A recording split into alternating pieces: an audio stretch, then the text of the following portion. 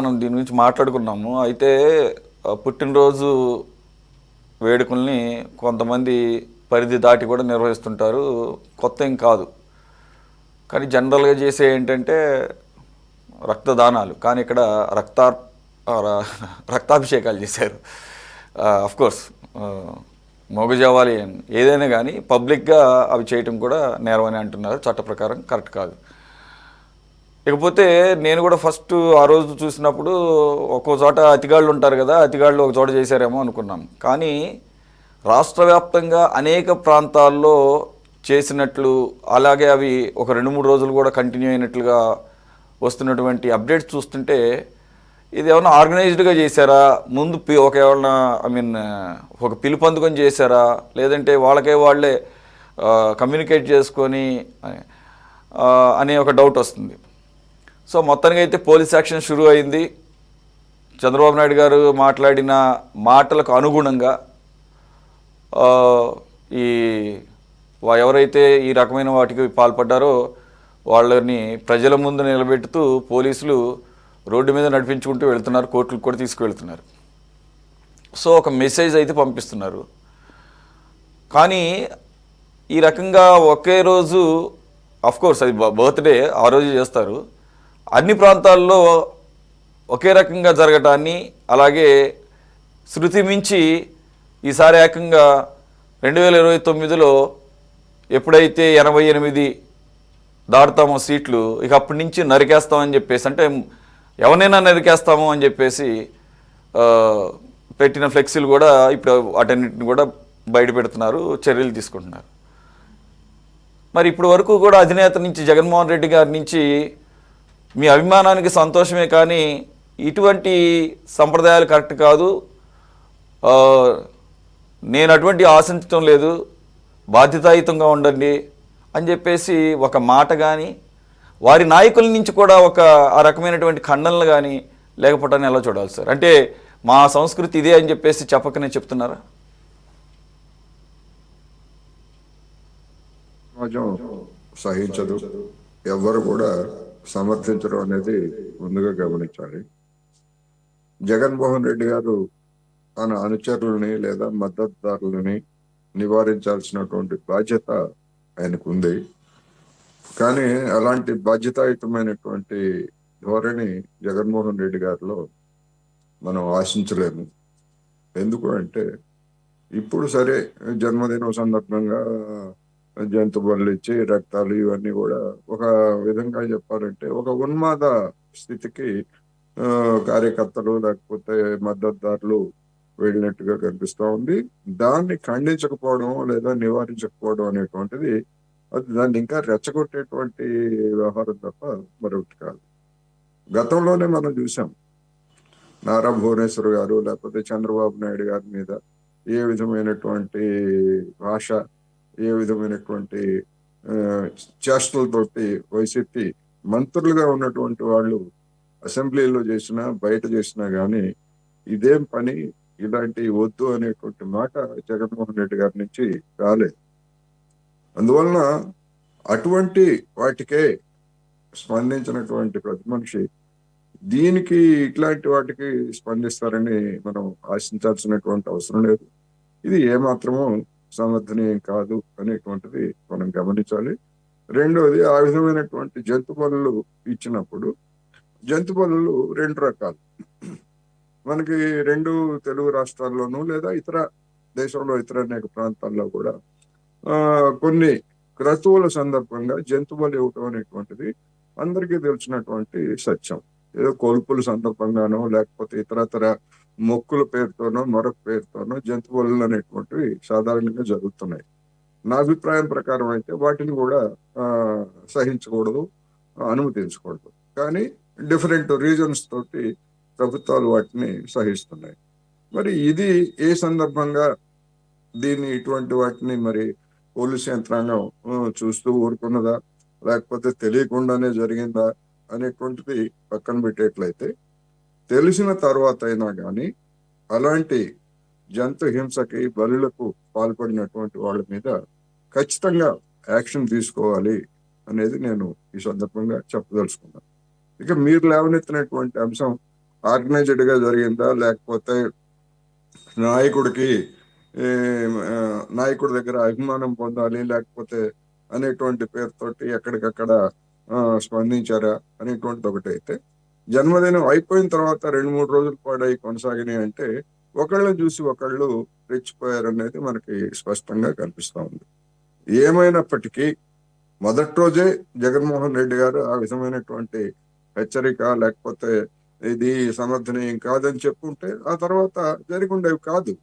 అని చెప్పలేదు కనుక కొనసాగింపుగా ఓహో ఇది మన నాయకుడికి ఇది బాగా అభిమాన పాత్రమైనటువంటి వ్యవహారం అనేటువంటి ఉద్దేశంతో వాళ్ళు ఆ విధంగా చేశారు అనేటువంటిది మనకి స్పష్టంగా కనిపిస్తాం. అందుకని భవిష్యత్తులో అలాంటివి ఏవి జరగకుండా రాష్ట్ర ప్రభుత్వం మరి నివారణ చర్యలు ఏ విధంగా తీసుకుంటుంది, ఒకవేళ నివారణలో విఫలమయ్యేట్లయితే అందుకు పాల్పడినటువంటి వాళ్ళని ఏ విధంగా చట్ట ప్రకారం చట్టం ముందు దోషిగా నిలబడుతుంది అనేది మనం చూడాల్సి ఉంది.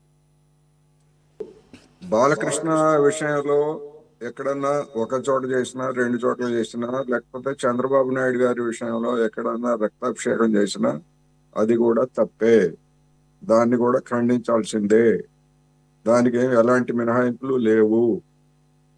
అందుకని వాళ్ళెవరో చేశారు కదా అని చెప్పేసి తొడగోసుకున్నారు కదా అని చెప్పేసి మేము మెడగోసుకుంటాం తప్పే ఉంది అనే మాట్లాడితే దానికి ఎవరు ఏం చెప్పలేరు. అది కూడా తప్పే, అది కూడా తప్పే, ఎవరు చేసినా తప్పే. అది తెలుగుదేశం వాళ్ళు చేసినా తప్పే. చంద్రబాబు నాయుడు గారికి అంటున్నా నేను ఆ విషయం చెప్పండి, మీ నాయకుడికి ముందు చెప్పండి. అప్పుడే మీరు జరిగింది కదా, చంద్రబాబు నాయుడు గారు చర్చ చేయలేదు కదా. మధుసూదన్ రెడ్డి గారు మీరు అప్పుడేమైనా చర్చ చేసి ఏమైనా కేసులు పెట్టారా? చర్చ చేసి మీరు ఏమైనా కేసులు పెట్టారా? లేదు కదా. మరి పెట్టినప్పుడు మరి ఇప్పుడు పెట్టారు, ఇప్పుడు పెట్టారు, మరి చట్ట ప్రకారమే పెట్టారు. అప్పుడు తప్పే, ఇప్పుడు తప్పే. మరి అప్పుడు మీరు ఎందుకు మౌనంగా ఉన్నారు? మౌనంగా ఉండటం రైటా? మౌనంగా ఉండటం రైట్ కాదు, దాన్ని సమర్థించడమే. ఇప్పుడు మీ వాళ్ళు చేశారు, చట్ట ప్రకారం పెట్టారు.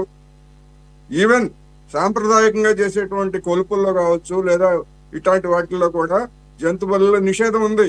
మన బాజీ గారు చెప్పారు కదా, దానికి కూడా అనుమతి ఉండదు. ఎట్లా చేస్తారండి? అందుకని చట్టం ప్రకారం జంతు బలి నిషేధమే, కానీ సాంప్రదాయ ప్రకారం జంతు బలి నిషేధం లేదు మాట మీరు చెప్పాలా?